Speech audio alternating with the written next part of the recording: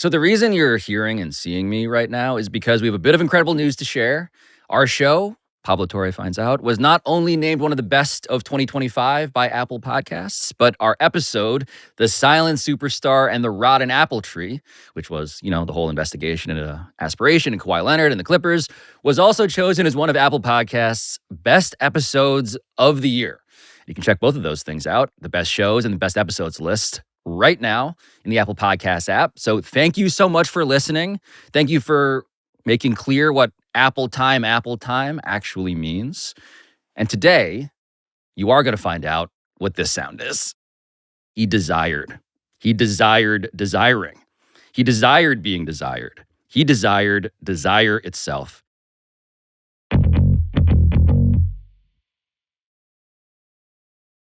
So this is one of those episodes where I'm mad that we're taping it and I have to timestamp it. We're taping this at 11:38 a.m. Eastern on Wednesday, November 19th, because as a matter of just what I've been excited to show both of you, we are going to talk about the story that all of, I think, journalism and the media, political and otherwise, has been talking about. But are you familiar with the song? Oh, no. Jess. What song? Smetana, Mike Schur. Just you saying that gives my stomach hurt. I don't know if the world's going to know the answer to my question by the time that this comes out, but the fact that you don't is why I wanted to do this. Oh, God.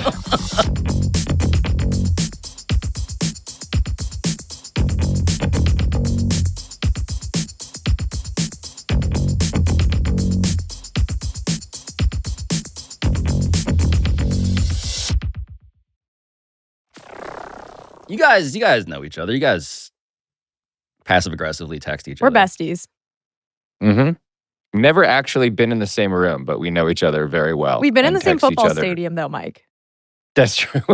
We've both been in Notre Dame Stadium to see a Notre Dame game. Although it should be noted that I was there with my wife and my kids, and I texted Jess about something about the in-stadium experience, which I found lacking. She and I texted back and forth a number of times, and then only much later did she mention that she was also in the stadium.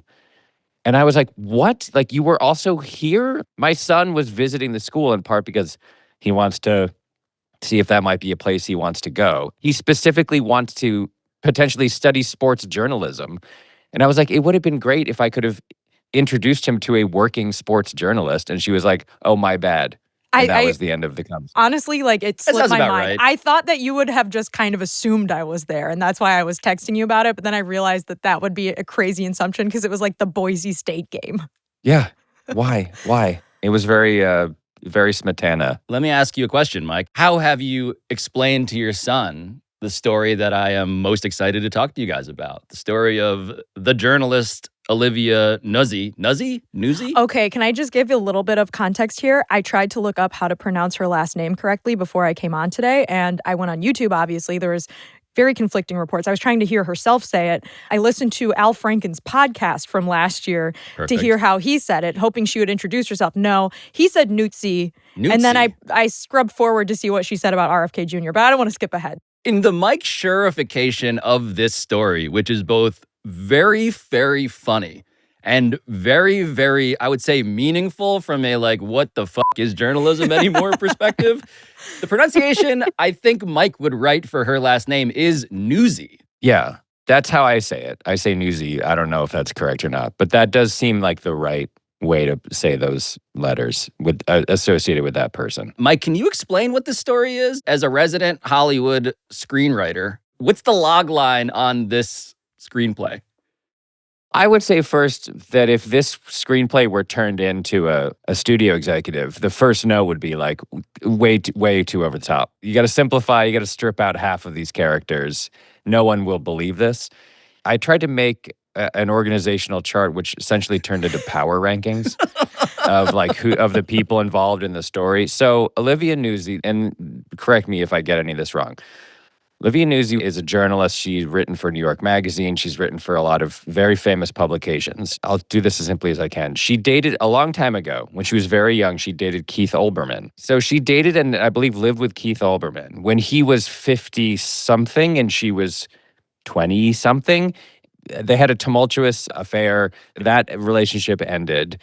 Then she dated Lizza was next, I guess, I think right? so, yeah. Yeah, Ryan Because Lizza. in his story that he wrote the other day, he mentioned that she had just come out of this. He had helped her get her out of the Olbermann thing, right? So Ryan Lizza, a journalist for The New Yorker, and they dated when there's like a 20-year age gap there. She was in her mid-20s. He was in his mid-40s. He was booted from The New Yorker for his own sexual misconduct situation that I'm not 100% familiar with. Yep. Later in 2024, Olivia Nuzzi did a profile on RFK Jr. And his long shot bid for the presidency, and ended up having an emotional affair with him that was purely digital. Clarify, meaning like the over internet. the internet. Yes. He, of course, is married to Cheryl Hines of Curb Your Enthusiasm fame, among other things. But they had a pretty explicit digital affair, which led to the dissolution of the relationship with Ryan Lizza. We're getting very close to 6 degrees of separation from Mike Schur here. I'd like to also. The walls are closing in. As someone who used to fill in for Keith Olbermann on his ESPN2 show, Olbermann, I'm basically, yeah. You're close to this too. Yeah. I'm in a digital so relationship with Keith Olbermann in a more just objective sense. Yeah. So that ends Ryan Lizza and Olivia Nuzzi's relationship, also ends her journalistic endeavors. And then she disappears. And then just a couple weeks ago, or maybe a week ago, it's sort of like her comeback now, which is she has a glowing, maybe satirical, but maybe not profile in the New York Times. I don't think that was satirical. Called She Did It All for Love. Can we mention who it was written by? Oh, God, I forgot about this. Jacob Bernstein, the son of Nora Ephron and Carl Bernstein. Carl Bernstein's of son. Woodward Yes, and that's Bernstein. right. Right. This is now our Watergate as a related concern. Yes. Just Now Nixon is involved to just drag in another disgusting politician. It has all sorts of details in it about how she disappeared to Malibu and she's been writing poetry and she drives around Malibu in a white Mustang convertible and so forth. And this is all a precursor to the book that she wrote that is coming out now, which explains all of this in great detail. And then You're not going to mention the title of the very, I would say, modest title of the book. American Canto. Yeah. American Canto. Which is a reference, And of course, then- to, Dante, I suppose. And I guess. And Or Bel Canto by Ann Patchett. I don't know. or Jorge Cantu, the former Tampa Bay Rays infielder. The final blow is that on the eve of the publication of the book, Ryan Lizza puts a thing up on his Substack or whatever it is that he's writing now, and it's called like How I Found Out, and it tells this story of like her coming home from covering this presidential candidate and notes from her purse spilling out on the floor, as notes do. Mm-hmm. Can I read the kicker of Ryan Lizza's Substack post, Yes. which really did escalate do. the story from this is a thing that lives in group chats all across the media universe and its surrounding galaxies, to we need to do an episode about this. Because, to quote Ryan Lizza, I was sure our relationship was over, and certainly our book project was dead. She had crossed a journalistic red line. How could we write a book about the presidential campaign if Olivia had a sexual relationship with one of the candidates? I looked at the date on her aborted letter to Mark. March 5th, 2020, just a few days ago. I called my agent. We have a big problem, I said.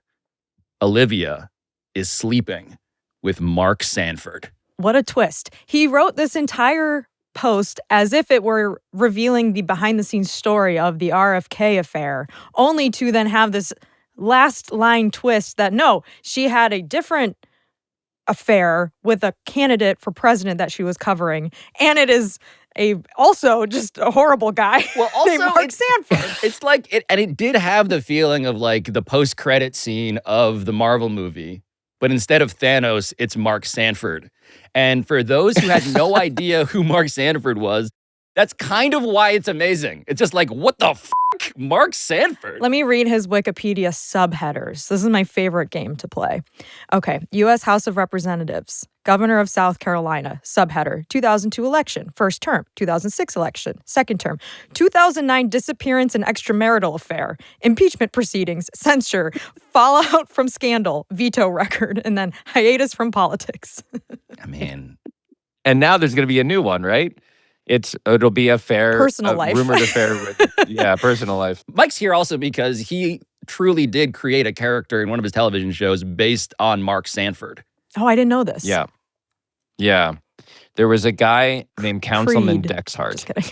Who Councilman Dexhart was a city councilor in Pawnee who was the bit was just that he was constantly happily admitting to various scandals, and it was based on Sanford. And with the first time you see him, he's giving a press conference where he talks about how he's apologizing for this and he's apologizing for that. I wasn't just having sex.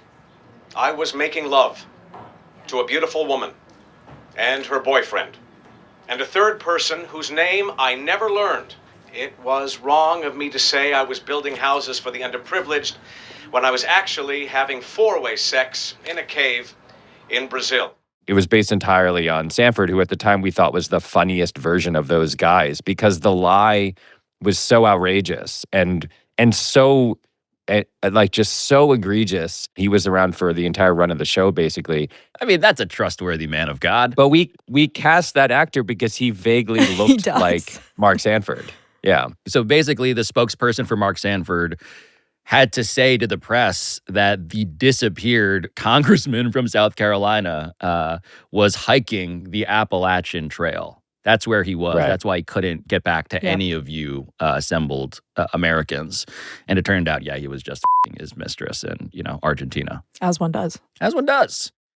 The thing about reading Ryan Lizza's post, by the way, it activated in me like the nostalgia for finally, we have a media scandal worthy of the extremely internet-addled brains of everybody who works in and around journalism, because these are two real writers. I want to acknowledge this. Like, frankly, until the excerpt from her book, which is Excerpt in Vanity Fair, where Olivia Nuzzi now works, I did consider her as a writer to be a very compelling and interesting person. Like, the she was doing for New York Magazine, Mike, as a matter of covering Trump and the campaign trail, all of it is relevant, especially because she was seen as something of a whisperer for these freaks who would get them to say things to her that they weren't saying to anybody else. And now we have this context via Ryan Lizza, her ex, who also did political coverage for The New Yorker, the most serious, hallowed of all of these places, you could argue. Yeah, she was sort of a younger, sort of glammed up Isaac Chotiner in a way, where it's like she would get people to say things and admit things over the course of conversations that just didn't seem like they would be admitted to anyone else or spoken aloud to anyone else. I really liked her writing. I thought it was really fun. It was a sort of intersection. It wasn't hardcore, serious, political writing necessarily, but it was political writing for the 21st century. Politics has become more than ever a cult of personality, and I'm going to find a personality and sort of spend time with them and write about what I think makes them compelling or interesting. And she was really good at it. And now you've got to go back and retroactively question all of the things you ever read that she wrote. Well, I find that difficult to believe, given the recent excerpts of her writing that I've read. And I must admit, I was not really reading a lot of her work in the lead up to the 2016 election. I was not really working in media yet at that point. But once I was working in media, I realized she is sort of a media main character of a lot of newsrooms. I was working at Vox right out of college, and certainly her name came up all the time. But I wouldn't necessarily say I read a lot of her work. Now, since this scandal has broken, I have read excerpts from her book and even an excerpt from a story she wrote about Donald Trump last year. And I have to say, as someone who... As the control group in this experiment, Jess, what are you experiencing? Her writing is kind of bad. Do you have evidence for your claims? This is from a article about Donald Trump in 2024. I read this in Jeremy Fassler's Medium post about her, where I also learned that she was an intern on Anthony Weiner's failed campaign back in the day when she was a lot younger. But here's the excerpt. This is after his assassination attempt at his rally in Butler, PA. An ear had never before been so important, so burdened. An ear had never before represented the divide between the organic course of American history and an alternate timeline on which the democratic process was corrupted by an aberrant act of violence, as it had not been in more than half a century. Yet an ear had never appeared to have gone through less, except there, on the tiniest patch of this tiny sculpture of skin, a minor distortion that resembled not a crucifixion wound, but the distant aftermath of a sunburn. See, here's the thing about that passage. When I read it at the time, I was like, this actually felt partly satirical. As in, it was like... Tongue-in-cheek. Tongue-in-cheek, yes. Better term. It felt tongue-in-cheek because it was all about the dramatization of the performance of Trump surviving this near-death experience. I will admit, though, that what I saw as a tongue firmly in a cheek... when she was being edited in New York Magazine, when I read the excerpt of her book, and books are famously less edited, it did seem to sound very strange, acontextually. It sounded tongueless. It was just like, oh, this is I mean, can I read you the part of her book? About the worm? Yeah. Yeah. Exactly. Do you want me to read the worm passage? Would later not like to, okay, I'll read this one then. I did not like to think about it, just as later I would not like to think about the worm in his brain that other people found so funny. I loved his brain. I hated the idea of an intruder therein. Others thought he was a madman. He was not quite mad the way they thought, but I loved the private ways that he was mad. I loved that he was insatiable in all ways, as if he would swallow up the whole world just to know what would be better if he could. He made me laugh, but I winced when he joked about the worm. Baby, don't worry, he said. It's not a worm. A doctor he trusted had reviewed the scans of his brain obtained by the New York Times, he said, and concluded that the shadowy figure was likely not a parasite at all. He sighed. It was too late to interfere with what had already vaulted from the sphere of meme to the sphere of screwy legend. But at least I did not have to worry about the worm that was not a worm in his brain. Can I give you the part that I read that I was like, oh, this is the other thing? And I should say that this was sent to me with the Twitter caption, "Did the worm write this?" Quote, "Like all men, but more so, he was a hunter. In a literal sense, he used not a bullet, but a bird. It was not about a chase, but about a puzzle of logic and skill that amounted to a test of his self-mastery. He was the mouse and the architect of his maze, the giver of his own pleasure and torment. He desired. He desired desiring. He desired being desired. He desired desire itself. I understood this just as I came to understand the range of his kinks and complexes and how they fit within what I thought I understood of his soul." Yo, that worm is horny, though. Okay, going back to this tongue-in-cheek thing, right? Like, part of what I think made her readable in my mind and what I legitimately enjoyed was that she seemed to understand that political writing was no longer Woodward and Bernstein, but was essentially a celebrity profile, that it was everything has just become a celebrity profile. And she had this kind of like faux poetic style that sort of it was like, yeah, this is how these people should be covered. Donald Trump isn't a politician. Donald Trump is a celebrity who is trying to run for office. And so the writing kind of in its like glossiness and sort of like slightly over the top wrought prose matched the vibe of the country, and it matched the vibe of these politicians. It's performative. Politics is so performative now, and she is a performative journalist, and so it just worked. Like that's why I liked her writing. I was like, yes, this is the kind of writing that matches what we're seeing in the politicians themselves. You've convinced me. This is a good case for me recanting her writing is bad. American recanto. Her writing is American recanto. Her writing is not for me, but I do appreciate if it is meant to be a little tongue-in-cheek, worm in head, what she's trying to go for. And this is now where it gets very like, okay, you're doing way too much, is that when it comes to her book, you sort of get I think, a more performative version of what I used to think was like, oh, someone who was paying homage to like Hunter Thompson or like a gonzo journalist who embedded with these freaks and came away with the ability to channel their voice. And now, when it comes to the voice being channeled, I think of f***ing RFK and his actual voice. And I'm just like, what was FaceTime cheating with RFK actually even like? Who was she writing for? It all changes now in retrospect. And it is also the profession where you don't get a fool me once, shame on you, whatever. Like you sleep with one source who is running for president, and you would think that would be career ending. And yet she lands with a cushy West Coast editor Vanity Fair job afterwards before the allegations of this other affair came out. And that part, Mike, is where I'm just like, as somebody who has critiqued journalism on the internet for years and is also apparently raising a child who's interested in the premise of it, I think that this is on some level both extremely funny and also infuriating. Like that this is how this actually happened in real life.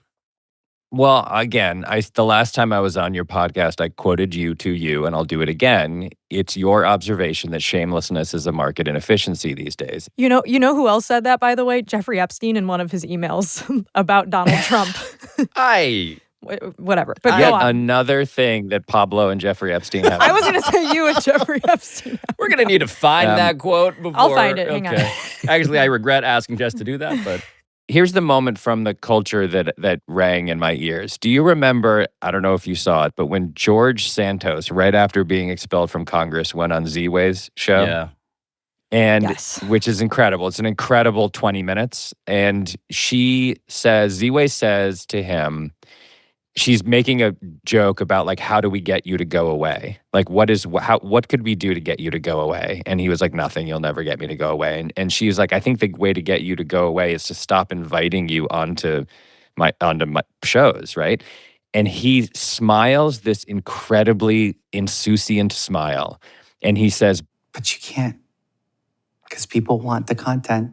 And I think about that all the time. And when this story broke, you just watch the machine rev up. You watch the gears heat up and start churning. And then like after Ryan Lizza publishes his thing, Keith Olbermann weighs in from the rafters. And then other people write to him and they say, hey man, maybe sit this one out. And then he responds to them. And you just watch as the eddies just ripple out in every direction, and it's just generating think piece after think piece after article after response after blog post after Substack post, and it will never end. And that's what Olivia Nuzzi understands. We are eating it up. Yeah, the penalty, such as there will be one, will be effectively, and I don't even know if it will happen, right? I don't know if Vanity Fair necessarily cares in its sort of reimagined state that their West Coast editor has had affairs with two presidential candidates, as Jess has pointed out. That she was covering. That she was covering as a political journalist. I genuinely don't know. That we know of. By the way, that we know of. Only in part one of Ryan Lizza's Substack series. The next one's about Michael Bloomberg.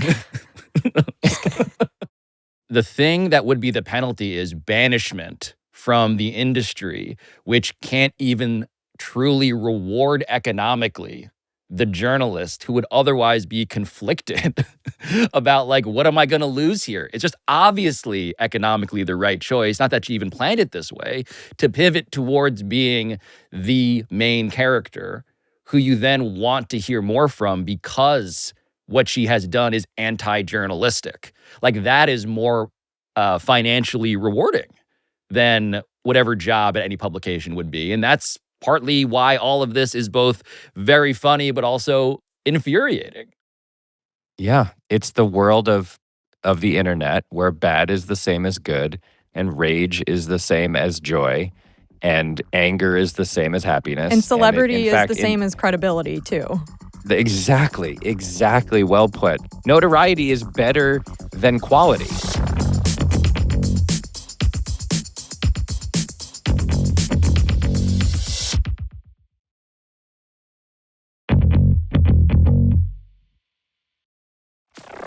The question, though, is like, who gets attracted to these jobs? Like, who wants to do these jobs anymore? And so in politics, you have a very clear model for like the influencer, corrupt, very transparent fraud who just can ride the wave of attention towards something like actual power. In journalism, let's be clear, there have always been, I would say, ego monsters and transparent frauds. And some may think that I am exactly that as a related concern. But what's happening in terms of who gets attracted to be in media is now a function of what does media even mean anymore? And so the thing in Olivia Nuzzi's pre-political journalism resume, pre-working for Anthony Weiner, by the way, on his campaign staff, is the thing that I was curious if you guys have seen. Because she, as I believe Ryan Lizza mentioned, was a child actor. That was mentioned in his Substack post.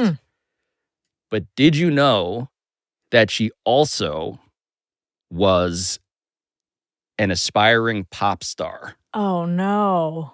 They call me Jailbait. Craving sin, we walk a fine line. A game I win, that word I define. A teenage queen right in front of you. Illegal dream killer to pursue. Not your girlfriend. Not the girl next door. Not your girlfriend. I'll give you just enough and leave you wanting more.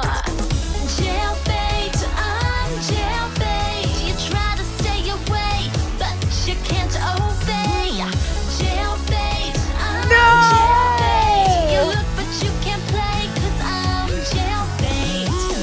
Jailbait, I'm jailbait. You try to stay away, but you can't obey. I mean, there's a lot more. There's a lot more. Oh, my God. It goes on like that for a while. I'd like to introduce you to Livvy. This is her MySpace page that has been found on the Internet Archive, the official MySpace page. And Olivia, when she was 16, wrote a song that she released and recorded called Jailbait. Oh, my God. There's a deep textual analysis that I don't even think we need to do because it seems a bit obvious as to what it is. But the quote, "Bad things happen when you hear my name. Deny your attraction, but I've got no shame. 16 will get you 20. Don't even think about it because, baby, I'm not your girlfriend, not the girl next door, not your girlfriend. I'll give you just enough, then leave you wanting more. Jailbait, I'm jailbait. You try to stay away, but you can't obey." Is she in front of like a New York electronics store with the metal grate down? Yes, What is this? I think so. Is that what that is? It- But she's like, it's the closest she could come to finding a place that looked like a prison. I was going to say, because I Oh. know that this was done years ago, I can't declaratively say that it is what I think it is, which is a legal vape store in New York City in 2025. That's what it looks like. You need the GeoGuessr guy to get the reflection of those buildings Yeah, we'll off get of the Rainbolt. window. We'll get Rainbolt on this. But Jess, could you read her about page? Sure. This is on MySpace. Yeah.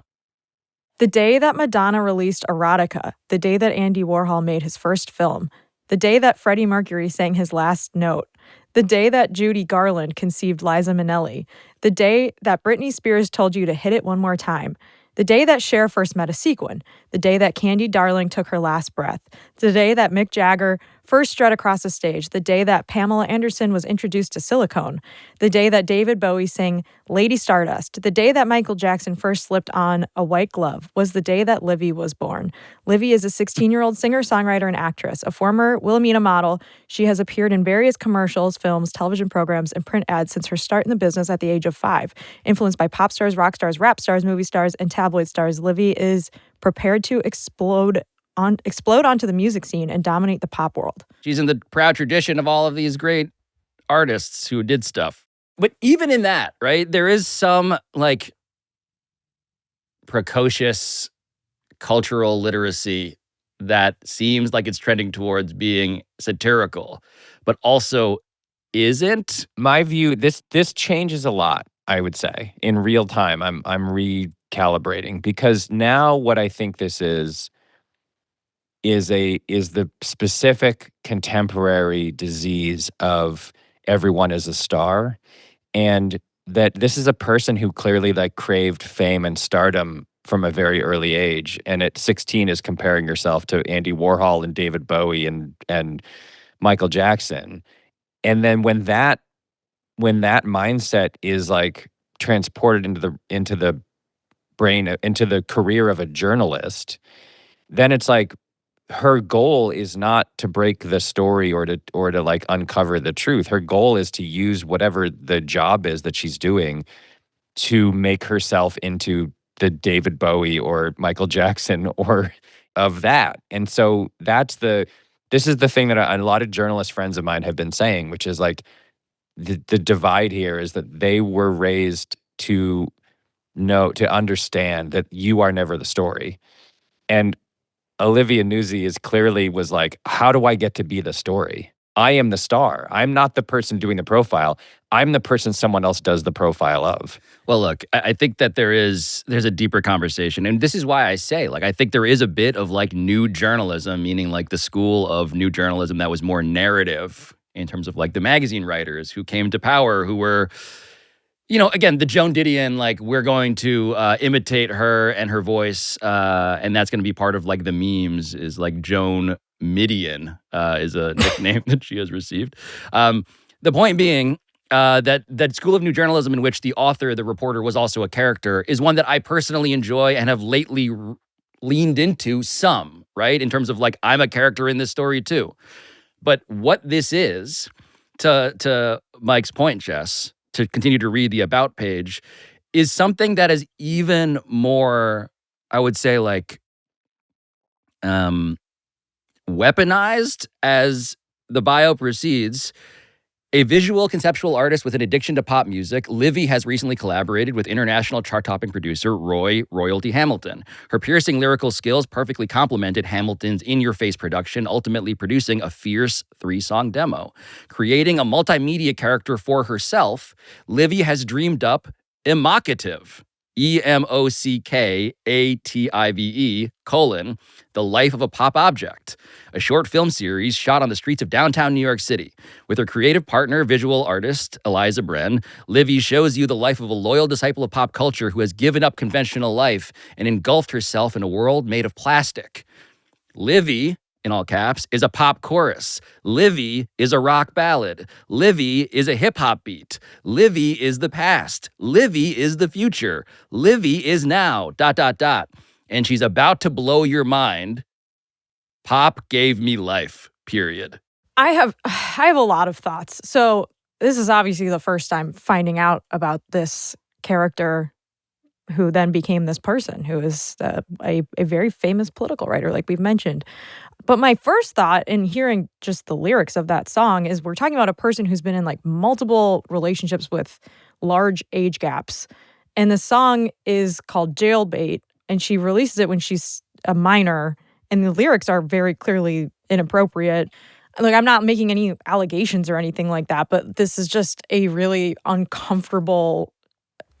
this is like past the level of like, this is funny and embarrassing. This is like an actual like crime that she's singing about, and it's just very uncomfortable. I mean, but what she would argue, perhaps, is that this is art about crime. Right. That I am a commentary. I suppose, yes. But what you just pointed out is, I think, probably proof that we buried the lead, which is that it is one thing to create art in which you are like sending up the premise of Jailbait and performing the theater of like what older men are into. Right. Only to then, in real life, use your position as a journalist to get into various high-profile age gap relationships with way older politicians. Yeah, and I'm not alleging any of those are illegal either. I want to make that clear. As far as we understand, like all of it's including with Keith Olbermann occurred when she was an adult. Absolutely.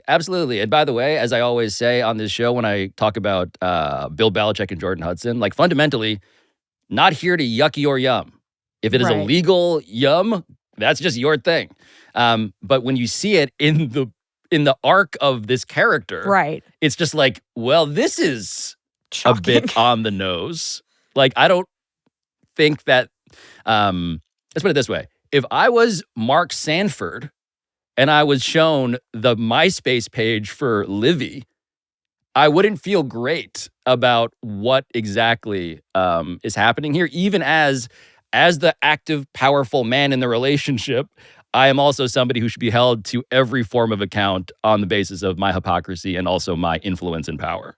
Right. Oh man, there's a lot to unpack here. And I also, in a much broader sense, not even just particularly about Nuzzi, but maybe we can't have Woodward and Bernstein's anymore because we never would know what their MySpace pages would have said when they were in high school. And it would have been equally as Bob Woodward's potentially cringy spoken word rap album.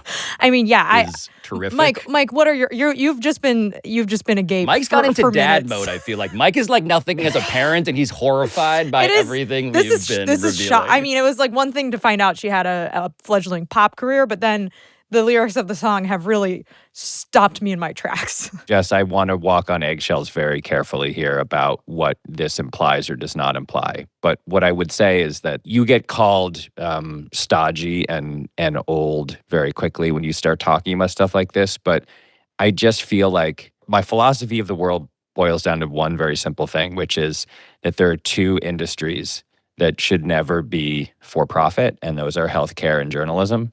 It's like these are two things that are just fundamental to the experience of living in a country like America, or should be, which is that we should know what's going on objectively. We should be able to go to the doctor and not go bankrupt. And forget that part of it. But as far as the news goes, it's like the whole point of this was, in my mind, there's a wall between the people doing stuff and the people writing about that stuff. And the wall will never be cracked or broken. And also the people who are doing things, the politicians and the athletes and whoever else, need to fear and respect the people who are the journalists covering them. The authority and the power has to reside in the people who are writing about the news, because that's how you get freedom of the press and that's how you get a well-informed public. And that has, first of all, the wall's broken down entirely. There's no wall anymore. And also the relationship is entirely flipped. And now the politicians are telling the journalists what to say and what to do and what they can and can't do. And that is just a very dangerous thing. And I know there's a lot of tawdry tea being spilled here. And there's a lot of like, oh my God, can you believe this? Oh, this is hilarious. Oh my God, incredible. Ha ha ha, LOL going on. But this story in its own little corner of the internet is representative to me of like this massive problem of just like you get power, fame, money, and attention for doing the opposite of what you're supposed to do as a journalist. And I wondered what it was like to be a person who like cares about essentially honest reporting and to watch something like this unfold and just realize what an uphill battle we're all fighting if we care about this stuff. Look, my thing is I am caught trying to do two things. One is see Olivia Nuzzi and Livvy, her former life as a teenager, as symptomatic of this larger movement and evolution in the incentive structure of what it means to be a person in journalism, which really is media, which really is just being a public figure at this point, as everybody is just, flattened into just another thing, occupying the same space that like The Rock is on your timeline. They're all in this like vague influencer bucket, just like right? when I go to things now, I'm like, I'm a creator. Yeah, right. We're all exactly. creators. Mike is a creator. Jess, you're a creator. I am a creator. Livvy is a creator. Donald Trump is a creator. We're all like people with like things that we want others to consume. And yet the other thing I'm trying to do here is figure out how extreme is this character such that it is not exactly symptomatic, but is like this overwrought character that I do think I want to actually quote the press release for when it came to the announcement of her debut single, Jailbait. So according to the PR firm, this is another thing you guys have not seen, March 7, 2010, the headline of this PR release is Livvy gives us something to talk about. Oh, God. With the release of her debut single, Jailbait, Livvy proves that it is still possible to shock, period. This is how the press release begins. And these words are all in quotes. Offensive, vapid, frothy, bubblegum, outrageous, morally bankrupt, and undeniably infectious, ... These are just some of the words that have been used to describe Jailbait and the not yet legal mind behind it, 16-year-old singer-songwriter Livvy. Quote, I know that people are going to hear the song once, see my photo, and immediately come to the conclusion that I'm a brain-dead blow-up doll like so many Pop-Tarts before me. And that's great. It's fabulous, Livvy says. No intellect is necessary to listen to my music. It's pop, it's fun, it's danceable. But at its core, this song is a social commentary. ... It just happens to be insanely catchy, end quote. And he goes on to say, though just a teenager, Livvy has had some experience in the world of entertainment. Beginning her career as a child model at the age of 5, she quickly moved into acting, ultimately appearing in a succession of commercials, films, and television shows. The camera exposure had a profound effect on the young attention seeker. Livvy became obsessed with Hollywood, MTV, and subsequently with pop music. Quote, I'm in a lifelong love affair with pop. It's a genre that's looked down on. People say, quote, you're not an artist because you're young and hot. You make catchy music and you wear thigh-high socks, end quote. But that's the point. We're all artists on some level. It's just that not everyone has this insatiable need to act as a human mirror and push society's buttons. Luckily, I do have that need, end quote. So that's March 2010, you said? That is March 7, 2010. So that's just for the record. Almost one full year after Mark Sanford, a 50-year-old politician, admitted to having an extramarital affair instead of hiking on the Appalachian Trail and had to resign in scandal. I mean, put that into your timeline. Yeah. Yes, into your org chart. It's great. But again, you just see like... Yeah, like If you- she's like saying that she is creating a provocative character. So I guess maybe we shouldn't read too much into the lyrics and take any sort of meaning about her out of it, that she is trying to push buttons, I guess. But I also think that when you see the way it's promoted, even like the release of a press statement about your art being like, I am the Right. mirror unto human society. Declaring that at age 16 in a press release alongside this MySpace page, it just feels like on some level, this fundamental blurring between I am a commentator on something and I am the thing that is being commented on. So let me bring up an anecdote from when I was in college. I'm around the same age as Olivia Nuzzi, so I'm curious if this ever came up in her studies as well. But I took a number of like journalism broadcast classes, and I remember always hearing, if you want to get into this sideline reporting, broadcast journalism, whatever, and you are doing it because you want to become famous, you will not last very long. If you want to get into it because you like telling stories, because you like actually working, because you want to actually help people consume the sport or whatever the thing is in a digestible way, and you like to report the news, then you will have a future in this, because it's very hard. I don't know if that's a lesson that you can still teach people in college, that they will not be lasting long in the media world if they want to be the story, because as we've seen time and time again, this seems like a really surefire way to not go away in this industry.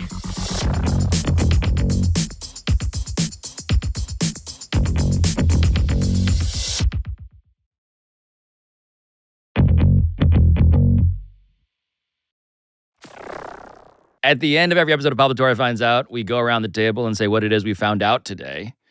And I think I'll start just because this has been an episode in which we are forced to, as the father of a daughter, I can't believe I waited this long to use that. As the father of a daughter, I am trying to be like very open-minded about what a 16-year-old young person thought they were trying to do artistically, and to then give them just sort of like this wide berth of like, yes, it is deeply embarrassing to be locked into a prison of an internet archived MySpace page that some podcaster dug up and then followed the trail of breadcrumbs towards a hidden SoundCloud for the producer you worked on the song with, and then unearthed the actual song entitled Jailbait. It is one thing to do that, and in a vacuum, I would not have done that just because Olivia is somebody who was writing for New York Magazine. But when you see her life, I think, in the context of this ongoing art project This, like, at its most generous, right? We could call it a journalism-inspired art project in which she is sending up and mocking the compromised writers of yore, many of whom had, of course, relationships and dalliances with their sources in politics. That's not new. She didn't originate that. But if you see her as this person, as this truly American figure who's trying to write and rewrite her own story to maximize impact and visibility and celebrity, as her 16-year-old self tried to articulate, you see this whole song not as a thing in isolation, but as like the precursor to the ongoing experiment of American media in 2025. And I'm like, I think all of this is fair game. I think all of this is very funny. I think all of this, again, is infuriating because there are people who aren't doing it this way, and they fundamentally are being left behind. What I found was the email from Thomas Landon, the New York Times reporter who was embroiled recently in this Epstein email dump to Jeffrey Epstein that said, actually, I don't think he or voters would care. Being effectively shameless is a pretty powerful weapon for a presidential candidate. And that was what I was referencing earlier. And that brings up another can of worms about a journalistic... What's with all the worms? What's with all the fucking worms? Journalistic sources. Yeah. Oh, but familiar... Oh, man. Yeah. But yes. That's an episode for a later date. It is, but just like what a source and the journalist in their private time do, such that one knows the game being played and the other doesn't. Yeah. And the question, Mike, I suppose, which is that is truly the beginning of another conversation, but like who's being served there, right? Is the public winning if you're playing that private game? And that I think is also what this story is about too. Look at the number of people that we already know. As we sit here, the Senate has voted to release the Epstein files, and who knows what has been done to them or what will have been redacted or removed or whatever. But look what we already know about the number of journalists who had this, like during Trump won, before Trump won, all the Michael Wolffs and the Woodwards and all of these people at the New York Times and I'm sure other places who absolutely knew this and credulously wrote front page story after front page story about what's on Anthony Weiner's iPad. What are these Hillary Clinton emails? They were themselves emailing with Jeffrey Epstein about Donald Trump. Like that's mind blowing. And in at least some cases, we know for a fact, Wolff and Woodward specifically just save these things for their books. They save them so that when they release their privately economically beneficial projects, they have the good stuff. And the course of history is perhaps changed. And that is unconscionable.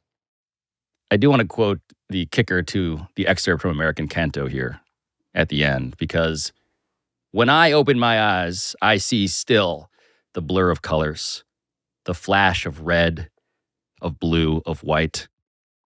I mean to tell you now, as best I can. And scene. Oh, I thought I was going to end with her. That's what the worm looks like. It's red, blue, and white. She was looking under a microscope. Oh, God. Jesus Christ. I mean, this song is shot. I'm still. Can we play that one more time? I'm blown away. Can we play that song one more time? The most Can shocking. we go out on that song? Bad things happen to those who pray. A basic instinct to die another day. 16 will get you 20, lust criminally. Irresistible, that's why they call me. It's got a little, she went for a little gaga at the end there. You guys are just going to be walking around humming this to yourselves now. Can I just say, here's the most controversial take of the whole day. Low-key slaps. You know what? You might even say that this song, Jess, is a bit of an earworm. No.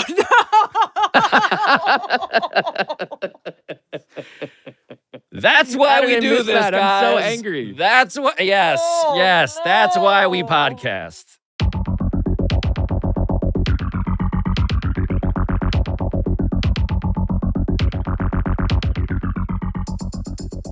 Pablo Torre Finds Out is produced by Walter Averoma, Maxwell Carney, Ryan Cortez, Juan Galindo, Patrick Kim, Neely Lohman, Rob McRae, Matt Sullivan, Claire Taylor, and Chris Tuminello. Our studio engineering by RG Systems, sound design by Andrew Bursick and NGW Post, theme song, as always, by John Bravo, and we will talk to you next time.